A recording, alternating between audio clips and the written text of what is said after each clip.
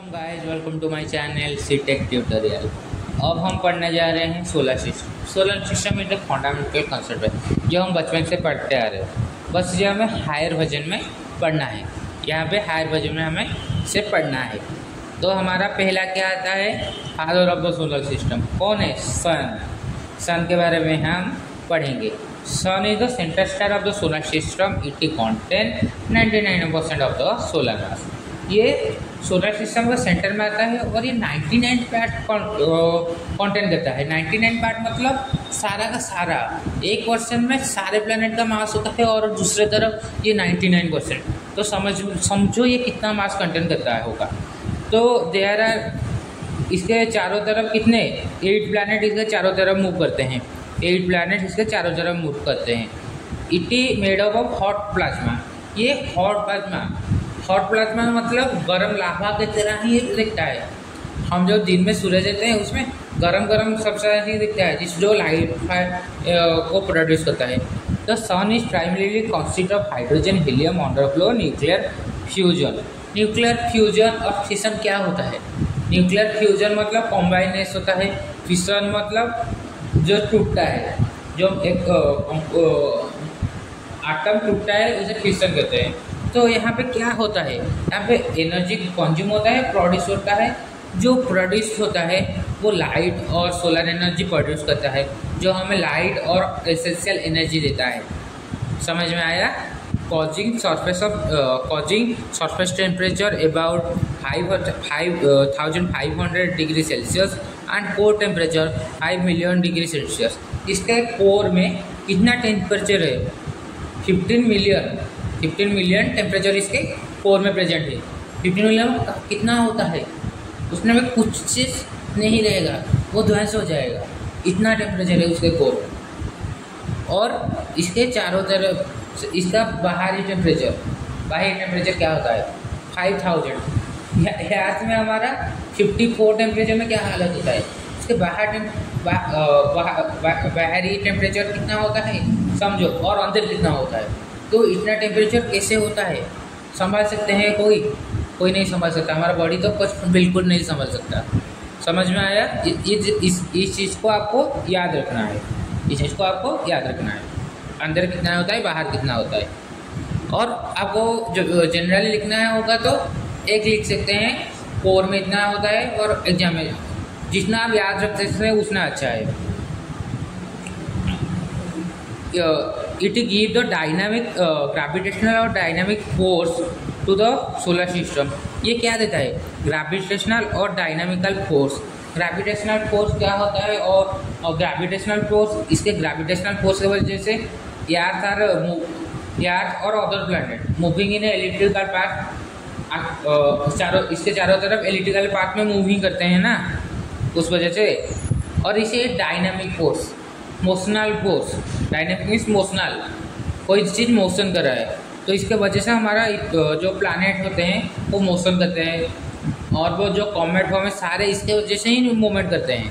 It provide heat, light और essential substance to the earth. ये heat और light जो फ्यूजन और फिशन होते हैं उसके वजह से ये जो एनर्जी और जो दूसरी चीज़ देता है उसके वजह से हमारे अर्थ में बहुत सारे एक्टिविटी होते हैं। जैसे प्लांट में फोटोसिंथेसिस, इंसानों में क्या होता है, लाइट की वजह से हमारा रेगुलर लाइफ जो चलता है वो उस वजह से ही चलता है ना, लाइट की वजह से।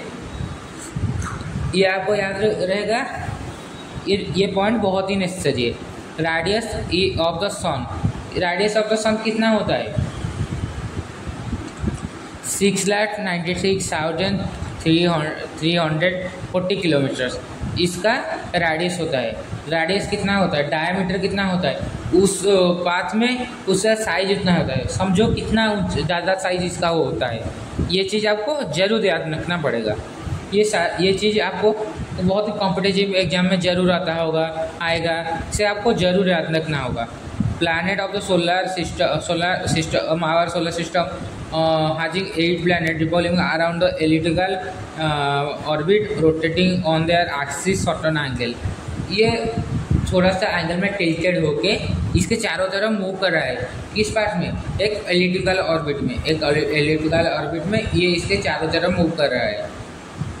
क्यों? एलिप्टिकल ऑर्बिट के वजह से हमारे यहाँ विंटर समर जो सीजन चेंज होता है उसके वजह से, नहीं तो वो सर्कुलर पाथ में मूवमेंट करेगा तो हमारा सीजन चेंज नहीं होगा।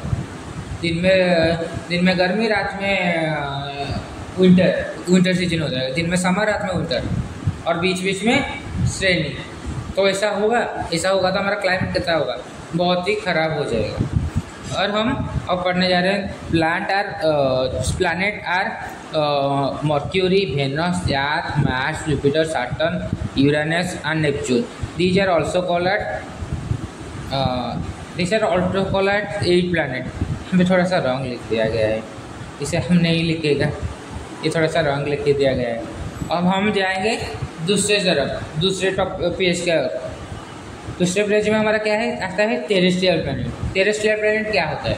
Terrestrial planet is also known as rocky planet. क्यों इसे रॉकी प्लैनेट हैं? इसमें रॉकी सब्सटेंस और मैटर प्रेजेंट है। रॉकी मतलब mineral, like this harder mineral और harder part are present in this planet. तो इसे हम इसीलिए कहते हैं। There are planet primarily compose of silicate and rock and metal. ये किस से मिलता है? Silicate, rock and metal. इसमें ज़्यादा परसेंटेज इस चीज़ का है, इसलिए इसे रॉकी प्लैनेट कहते हैं। In our solar system 4 terrestrial planet. कौन से 4 टेरेस्ट्रियल प्लैनेट है? Mercury, Venus, Earth and Mars.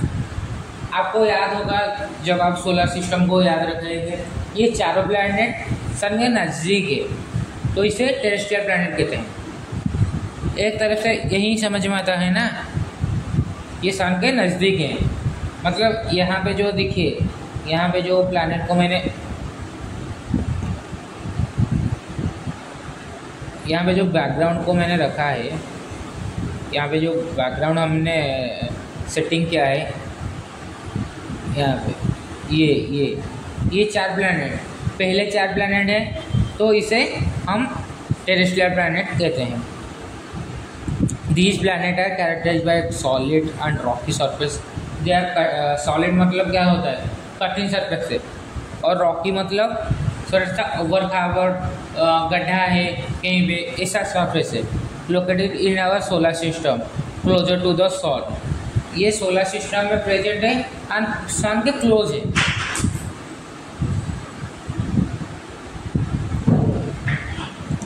और हम जाएंगे दूसरे और मर्क्यूरी क्या है? मर्क्यूरी पहला प्लैनेट है जो सन के नज़दीक है।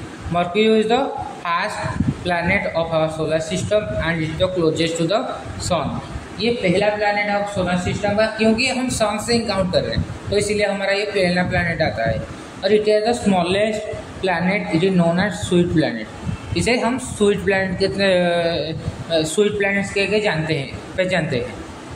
तो ये सबसे स्मॉलेस्ट प्लैनेट है। जिस प्लैनेट का रेडियस जितना है वो साइज में उतना बड़ा होगा। इसका रेडियस बहुत छोटा है, इसीलिए ये साइज में बहुत ही छोटा है। इसका रेडियस कितना है? यहाँ पे लिखा है 2439.7 किलोमीटर। तो इतना कम रेडियस होने के वजह से ये ही छोटा प्लैनेट है। और इसका रिवॉल्विंग टाइम कितना आता है? 88 डे। और ये सबसे ज़्यादा रिवॉल्यूशन टाइम है। इतने कम समय में कोई भी प्लैनेट रिवॉल्व नहीं कर सकता था, क्योंकि ये सबसे छोटे इलिप्टिकल पाथ में मूव करता है, तो इसका रेडियस बहुत ही कम आता है। और इट हैज़ नो मून, इसका मून ही नहीं है, इसका कोई मून नहीं है। Mercury has the rock surface and crater. इसमें स्पॉट है और इसका रॉक सरफेस है, बहुत ही उबड़ खाबड़ सरफेस है इसका। ये चीज़ आपको याद ही रखना होगा। इसका सरफेस कैसा आता है? इसका सरफेस हमारे तरफ जो मून यहाँ पे दिखाया गया है, जो मून हमारा याद के चारों मूव करता है, उसके तरह ही इसका सरफेस आता है। तो इसका सरफेस कैसा आता है? हमारे मून का सरफेस हमें क्या विजुअल होता है, कैसे उबड़ खाबड़ दिखाई दे रहा है, तो इसका सरफेस भी सेम ही आता है। समझ में आया? यहाँ तक समझ में आया? तो इट हैज़ नो एटमॉस्फेयर, इसका एटमॉस्फेयर ही नहीं है। हमारे हाथ में एटमॉस्फेयर है, स्ट्रैटोस्फेयर, टॉपोस्फेयर, ये सारे स्फीयर ही हैं, तो इसका कोई ही कुछ एटमॉस्फेयर नहीं है। तो ये दिन में बहुत ज़्यादा हॉट है और रात में बहुत ज़्यादा कोल्ड है। तो यही पॉइंट यहाँ पे लिखा गया है। और इसका डेंसिटी 5.43 ग्राम पर सेंटीमीटर क्यूब है। तो ये चीज़ आपको याद रखना पड़ेगा। यहाँ पे हमारा जाता है मर्क्यूरी ख़त्म होता है और हम अगले टॉपिक और जाते हैं। हमारा अगला टॉपिक है Venus. Venus is the second planet of our solar system, also known as twin planet of Earth. Venus सबसे छोटा प्लैनेट होता है और इसे हम ट्विन प्लैनेट ऑफ अर्थ कहते हैं। इसे हम क्योंकि ये अर्थ की तरह दिखाई देता है और इसका डायमीटर, अर्थ का radius equal to the Earth होता है, तो इसे हम ट्विन प्लैनेट कहते हैं। समझ में आया?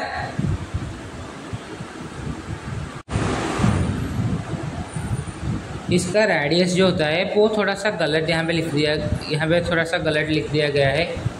यहाँ पे जो लिखा है ये इसका रेडियस नहीं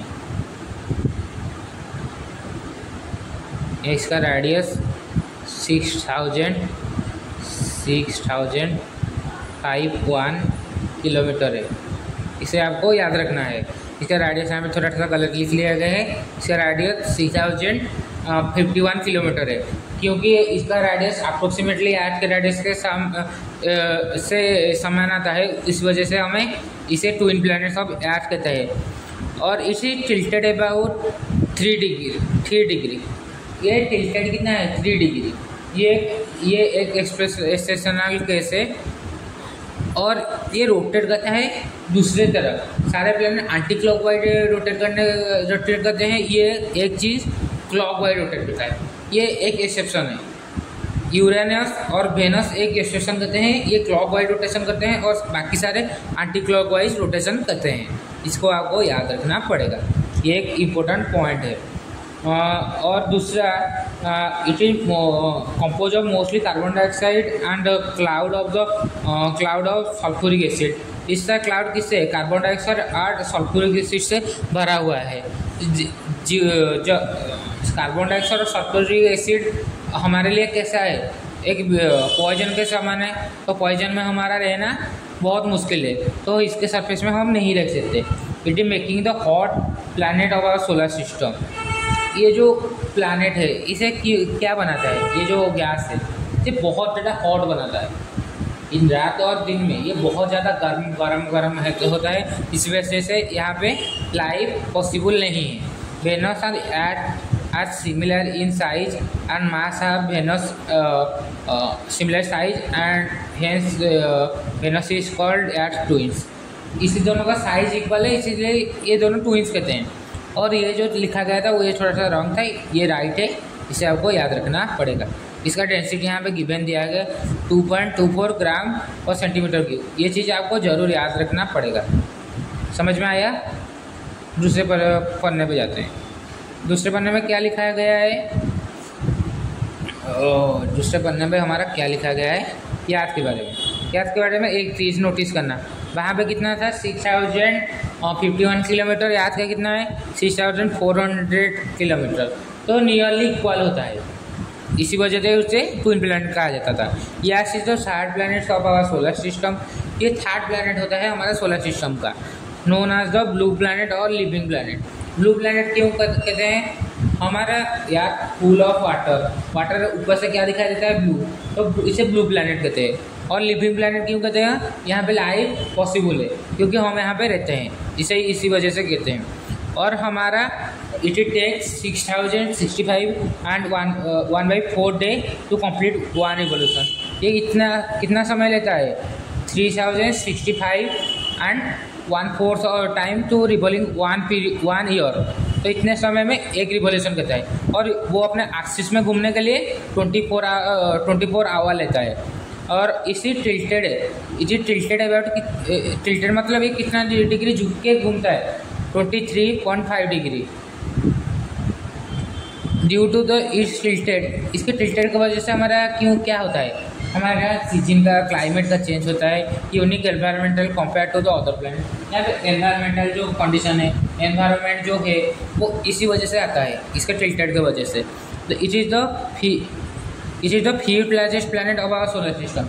इसका ये फिफ्थ में लार्जेस्ट साइज में ये फिफ्थ के नंबर पर आता है। और it is a biosphere support the life create a suitable condition for survival. इसमें जो बायोस्फीयर है, बायोस्फीयर क्या है? जो atmosphere, hydrosphere and hydrosphere atmosphere and के ऊपर जो निर्भर करके रहता है उसे कहते हैं बायोस्फीयर। यहाँ पे वो पॉसिबल हो सकता है। और इट हैज़ ओनली मून, इसका एक ही मून है और मून का नाम ही मून है, क्योंकि हमें मून दूसरों को मून कहते हैं तो हमारा जो चारों तरफ घूम रहा है उसे मून कहते हैं। और हिंदी में चंदा मामा, याद रखिएगा ये टर्म। डायमीटर हमने बात कर ली है। डेंसिटी 5.519 ग्राम पर सेंटीमीटर क्यूब, इसका डेंसिटी थोड़ा सा ज़्यादा है इससे, मार्स से। मार्स इसका ट्विन प्लैनेट है बट इसका डेंसिटी थोड़ा सा ज़्यादा है उससे। और इसे थर्ड फ्रॉम द सॉन्स एक्सिस, ये सॉन्स का एक्सिस से थर्ड नंबर पार्ट में आता है। यहाँ पे जो मैंने कहा था चंदा मामा, ये on name in notes what is call Luna और द सिंपली मून। इसका नाम दूसरा नाम लूना कह सकते हैं, ये एक न्यू टर्म है लूना, इसे आप याद रख सकते हैं। और जनरली हमें क्या याद रखना है, चंदा मामा। समझ में आया? अब हम दूसरे पेज पर जाते हैं। क्या है हमारा? मार्स आता है। मार्स क्या है? टेरेस्ट्रियल प्लैनेट का आखिरी प्लैनेट और fourth planet of the solar system, fourth planet of the solar system. Size of about half size of yard, इसका साइज हाफ होता है यार्ड के साइज से। ये देखिए इसका डायमीटर कितना है, डायमीटर जितना है हमारा यार्ड का साइज रेडियस में उसके पास होता है, रेडियस जितना है इसका डायमीटर उतना है, तो यार्ड का ये हाफ होता है इसका साइज। और रॉकी विथ आयरन ऑक्साइड, ये रॉकी है और आयरन ऑक्साइड किसका फार्मूला क्या है? Fe2O3 में भी इसका फॉर्मूला यही है। और due to the presence of iron oxide इसका स्ट्रक्चर क्या आता है? Red colour. It is so red colour structure. It has 2 moon, Deimos and Phobos. इसका 2 मून होता है। समझो वेनस इतना उससे लार्ज है, बस उसके चारों तरफ मून नहीं है, क्योंकि वो सन के नज़दीक है और small part after to the sun, तो वो नहीं पॉसिबल हो सकता। बट यहाँ पे डायमोस और फोमोस इसके छोटे होने के बाद भी 2 मून इसके चारों तरफ प्रेजेंट होते हैं। ये चीज़ आपको याद रखनी होगी। मार्स यहाँ पे फीचर कुछ है। Match is called eight red planet. क्यों? आयरन ऑक्साइड प्रेजेंट है। इट इज द लार्जेस्ट जो वोल्केनिक एक्टिविटी होता है इसमें ज़्यादा होता है। यार में कितना होता है? मोना लोआ is the volcanic spot of earth in Japan.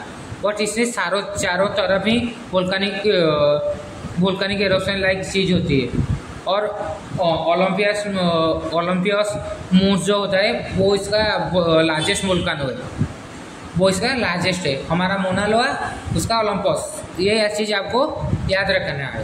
Atmosphere thin mainly compose of carbon dioxide which absent suggest liquid water on the surface.